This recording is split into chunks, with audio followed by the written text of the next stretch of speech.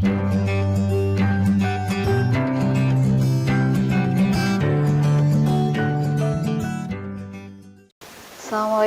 warahmatullahi wabarakatuh. Bertemu lagi dengan saya Dina Dewi Oktavia di bahasan bab 6 kelas 7, yaitu tentang daerah dalam kerangka Negara Kesatuan Republik Indonesia. Nah, untuk di bahasan ini, di bahasan bab 6 itu kompetensi dasarnya yaitu ada 3.6, yaitu mengasosiasikan karakteristik daerah tempat tinggalnya dalam kerangka Negara Kesatuan Indonesia. Dan 4.6-nya yaitu tentang mewujudkan karakteristik daerah tempat tinggalnya dalam kerangka Negara Kesatuan Republik Indonesia. Untuk materi itu, untuk materi bab ini, yang pertama adalah daerah dalam kerangka NKRI, ada juga peran daerah dalam lingkup Negara Kesatuan Republik Indonesia, dan juga yang terakhir adalah mempertahankan NKRI. Selanjutnya, daerah dalam kerangka NKRI. Nah, seperti yang sudah kita ketahui bersama bahwa proklamasi kemerdekaan itu tidak datang secara tiba-tiba, tetapi mempunyai perjuangan yang sangat panjang, dan juga untuk pendorongnya adalah adanya penjajahan dari bangsa Barat, yaitu pada saat itu kita dijajah oleh Belanda yang merupakan atau yang menimbulkan penderitaan yang sangat berat untuk masyarakat kita. Salah satunya adalah ada kerja rodi dan juga ada politik adu domba. Selanjutnya ada makna proklamasi kemerdekaan Indonesia itu bagi bangsa Indonesia. Yang pertama adalah adanya merupakan proklamasi itu puncak dari perjuangan dari negara kita. Ada juga merdeka. Merdeka itu berarti kita berdirinya Negara Kesatuan Indonesia. Selanjutnya, arti pentingnya adalah merupakan penjebolan hukum kolonial dan diganti dengan hukum nasional, yaitu hukum yuridis dari negara kita. Nah, pengertian atau makna selanjutnya merupakan jembatan emas untuk menuju masyarakat adil dan makmur. Terus merdeka berarti membangun, dan makna proklamasi selanjutnya yang terakhir adalah bahwa bangsa Indonesia itu bebas menentukan nasib dan hari depannya atau masa depannya sendiri.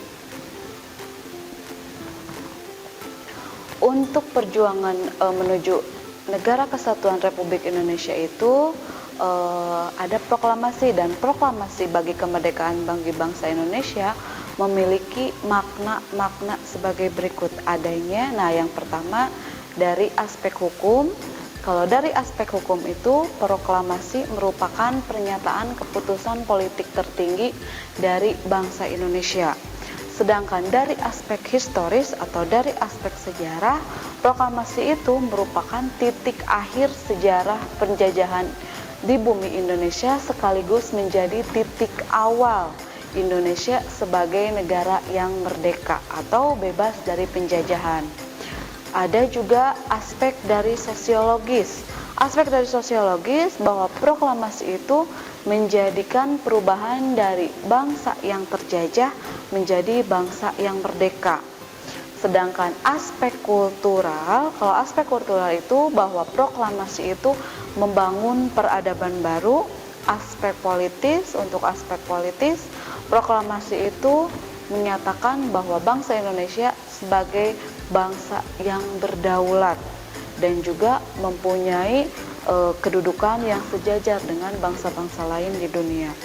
Dan yang terakhir adalah aspek spiritual. Aspek spiritual itu bahwa proklamasi itu diperoleh kita tidak bisa melepaskan aspek spiritual ini, karena proklamasi itu yang diperoleh itu merupakan berkat dari Tuhan yang Maha Esa. Selanjutnya kita bahas tentang daerah. Pengertian negara atau pengertian daerah dalam kerangka Negara Kesatuan Republik Indonesia. Nah, negara Indonesia itu merupakan negara persatuan yang tidak terpecah-pecah. dibentuk di atas dan juga di dalam bangsa Indonesia yang tidak terbagi-bagi. Di sini ada pemikiran tentang daerah negara Indonesia yang merdeka dari pendiri negara yang dapat dijumpai dalam sidang-sidang BPUPKI. Jadi berdasarkan pemikiran tokoh pendiri negara, perancang Undang-Undang Dasar Negara 1945 dapat disimpulkan bahwa negara kita itu atau susunan dari daerah pembagiannya terdiri atas daerah besar, daerah istimewa, dan juga daerah-daerah kecil atau dengan sebutan lain mau itu nagari, marga, dusun, dan lain sebagainya. Terus pembagian susunan daerah itu tidak membuat negara Indonesia itu terpecah-pecah, dan juga kita secara konstitusi negara bahwa Indonesia juga mengakui secara tegas, menghormati dan mengakui satuan-satuan pemerintah daerah yang bersifat istimewa, dan juga ada masyarakat menghormati juga dari masyarakat hukum adat serta hak-hak tradisionalnya. Selanjutnya, nah, untuk masyarakat hukum adat itu adalah masyarakat adat istiadat, mau itu contohnya desa, marga, nagari, gampong, huta, dan lain sebagainya. Menurut pasal 18B ayat 2 Undang-Undang Dasar 1945, jadi negara itu mengakui dan menghormati kesatuan-kesatuan masyarakat hukum adat beserta hak-hak tradisionalnya sepanjang masih hidup dan sesuai dengan perkembangan dan juga prinsip dari negara Indonesia. Dengan demikian, jadi berdasarkan ketentuan pasal ini, negara itu mengakui dan juga menghormati hak-hak dari masyarakat hukum adat. Selanjutnya,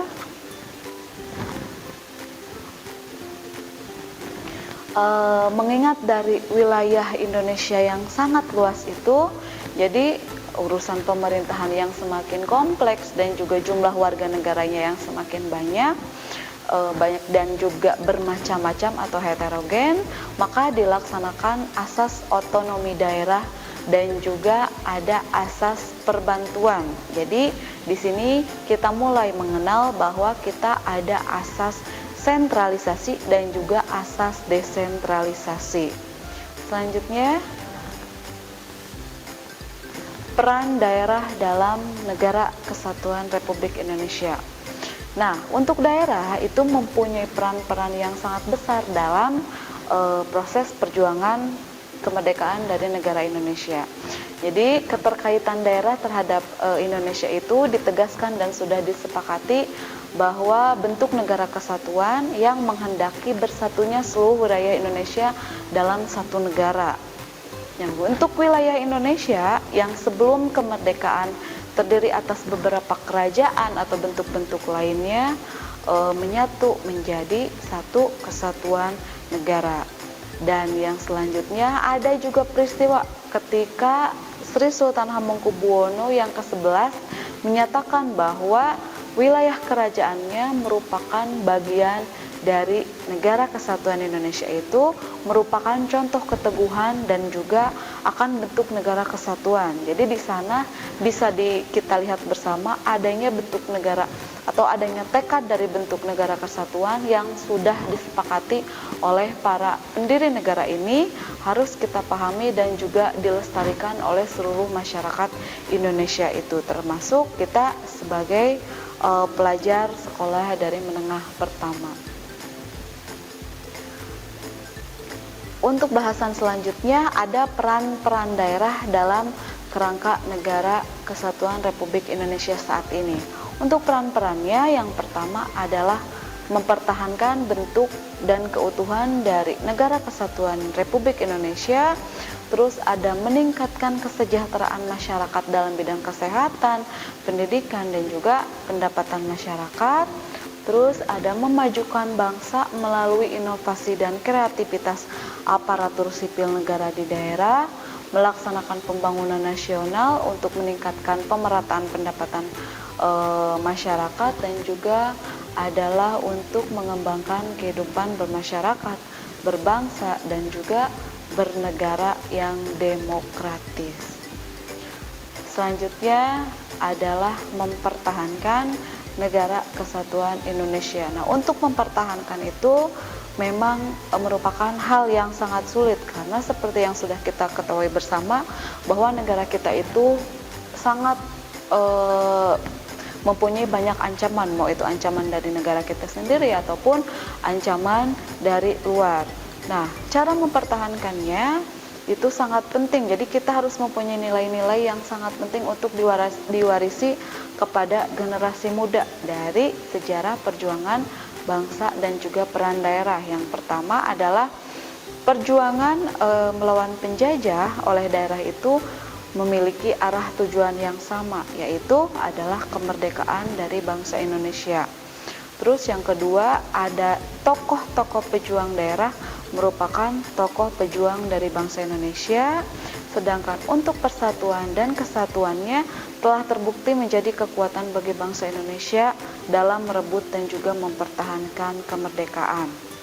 Nah, untuk yang poin keempatnya adalah bahwa bangsa Indonesia itu juga telah sepakat untuk membentuk Negara Kesatuan Republik Indonesia merupakan satu pilihan yang tepat.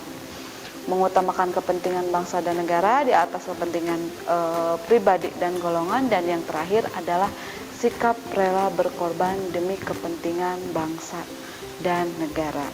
Nah, untuk sedangkan pemahaman peran daerah dalam kerangka Negara Kesatuan Indonesia itu menunjukkan pentingnya kesadaran dari nilai-nilai. Yang pertama, jadi adanya nilai-nilai dari peran daerah.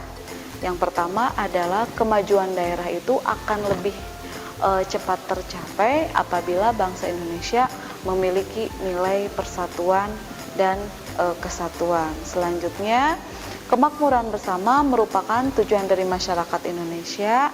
Kekayaan alam yang merupakan milik bersama dari seluruh rakyat Indonesia itu harus dipergunakan sebesar-besarnya bagi kemakmuran rakyat.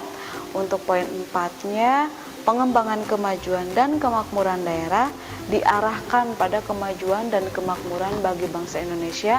Dan yang terakhir adalah setiap warga negara memiliki kedudukan yang sama tanpa membeda-bedakan asal daerah. Itu untuk bahasan dari bab 6. Saya cukupkan sekian. Assalamualaikum warahmatullahi wabarakatuh. Kunjungi sosial media lainnya seperti website kami di pkbmalkata.com, Facebook PKB Malkata Manunjaya, Instagram PKB Malkata Official. Dan terima kasih telah klik video ini. Jangan lupa like, comment, share, and subscribe untuk menunjukkan dukungan kamu terhadap channel ini. Enjoy the video PKB Malkata.